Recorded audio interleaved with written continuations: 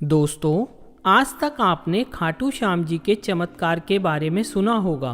जो कोई सच्चे मन से खाटू श्याम जी को याद करता है, बाबा उसका साथ कभी नहीं छोड़ते और खाटू नरेश की कृपा से उसे एक ऐसा सहारा मिल जाता है जिसके बाद उसे किसी सहारे की जरूरत नहीं रह जाती।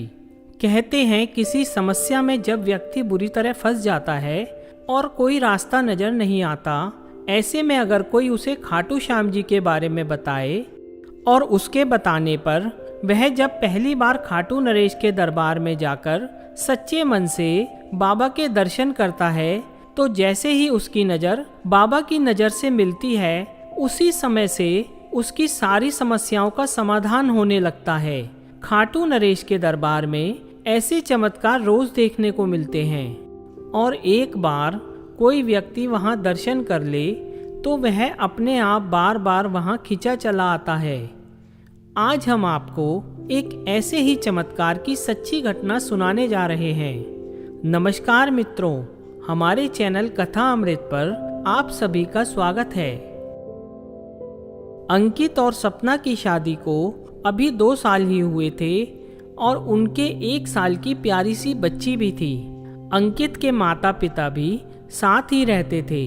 अंकित एक बीमा कंपनी में काम करता था और साथ ही पार्ट टाइम में बीमा एजेंट के काम से कुछ एक्स्ट्रा इनकम भी कर लेता था। सब कुछ मज़े से चल रहा था, लेकिन कुछ समय बाद कुछ ऐसा हुआ कि जिसकी किसी को उम्मीद नहीं थी। जिस बीमा कंपनी में अंकित काम करता था, वहां अकाउंट में किसी ने हेरा फेरी करके 14 लाख रुपए का स्कैम कर लिया, जिसका इल्जाम अंकित के सर पर लगा दिया। उसे नौकरी से हाथ धोना पड़ा। साथ ही उसे कंपनी ने नोटिस दिया कि या तो 1 महीने में रकम जमा करा दो, वरना पुलिस केस कर देंगे। यह खबर आग की तरह फैल गई। वह जो पार्ट टाइम में बीमा करता था, उससे भी लोग बचने लगे। अंकित ने काफी कोशिश की अपनी ईमानदारी को साबित करने की, पर उसकी किसी ने एक ना सुनी।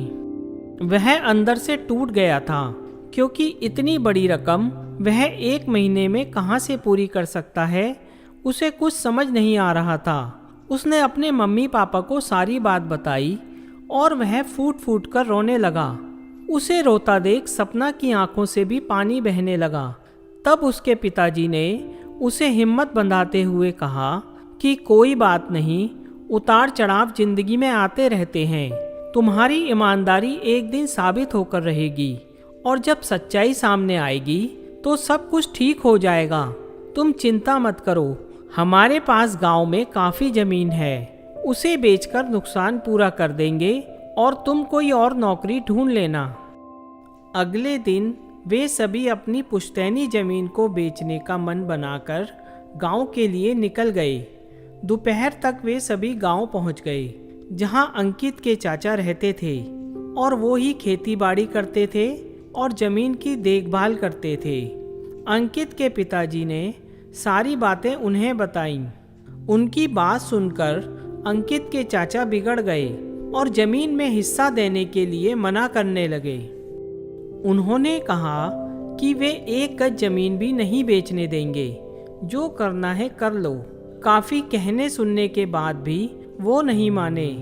अंकित को जो एक रास्ता नजर आ रहा था, वह भी अब बंद हो चुका था, क्योंकि यदि कोर्ट कचहरी के चक्कर में पड़े तो सालों निकल जाएंगे और उसके पास तो केवल 1 महीने का समय है, वरना जेल जाना पड़ेगा।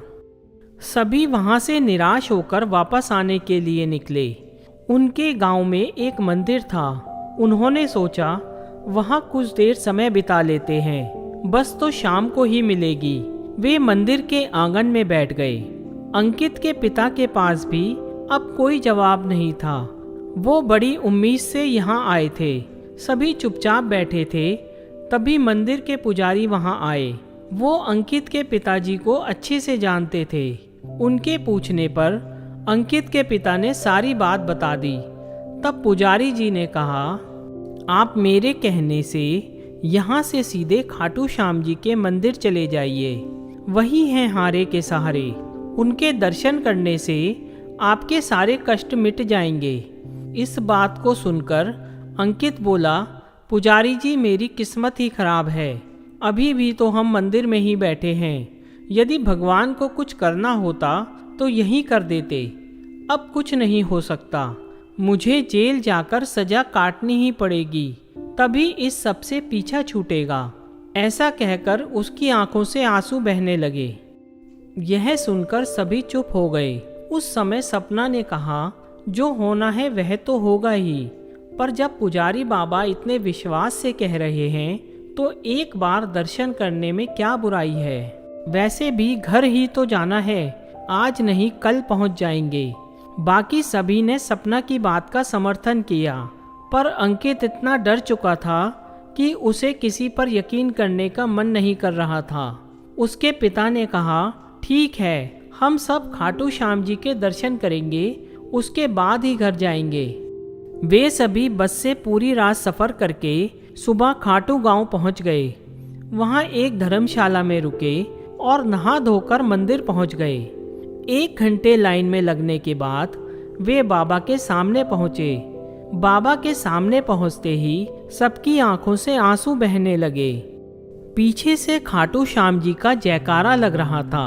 जैसे ही अंकित की नज़र खाटू नरेश से मिली, उसे उनकी आंखों में एक चमक नजर आई और वह अपने सारे दुख भूल गया। उसके मुंह से अपने आप खाटू श्याम जी का जयकारा निकलने लगा। उसकी आंखों से आंसू बह रहे थे। तभी भीड़ ने उसे आगे बढ़ा दिया और वे बाहर निकल आए। अंकित के चेहरे पर अजब सी मुस्कान थी। उसने कहा, पिताजी, बाबा ने मुझे साक्षात दर्शन दिए हैं। मैं इतने मंदिरों में गया पर ऐसा पहले कभी नहीं हुआ। उनकी आंखों से अलग ही चमक निकली और मेरी आंखें चकाचौंध हो गईं। अब मुझे कोई चिंता नहीं, जो होगा देखा जाएगा। बाबा की जयकार करते हुए वे सभी अपने घर आ गए। 1 सप्ताह बाद एक दिन अंकित के ऑफिस से फोन आया। उसे ऑफिस बुलाया गया, जहां उसे पता लगा कि उसके साथ काम करने वाले राजेश का एक्सीडेंट हो गया है और वह अस्पताल में है। उसने 1 सप्ताह पहले नई कार खरीदी थी जिसे वह चला रहा था और यह हादसा हो गया। उसने अपना गुनाह कबूल कर लिया है कि यह स्कैम उसी ने किया था। उन्हीं पैसों से उसने गाड़ी खरीदी थी। ऑफिस वालों ने बताया कि वह एक बार अंकित से मिलना चाहता है। अंकित सीधा अस्पताल गया। राजेश ने उससे माफी मांगी और अपने किए पर पछताते हुए कहा कि 1 सप्ताह पहले वो सुबह ऑफिस आ रहा था, तभी गाड़ी चलाते समय उसकी आंखों के सामने एक अजीब सी चमक आ गई। इससे पहले कि वह कुछ समझ पाता, एक्सीडेंट हो गया।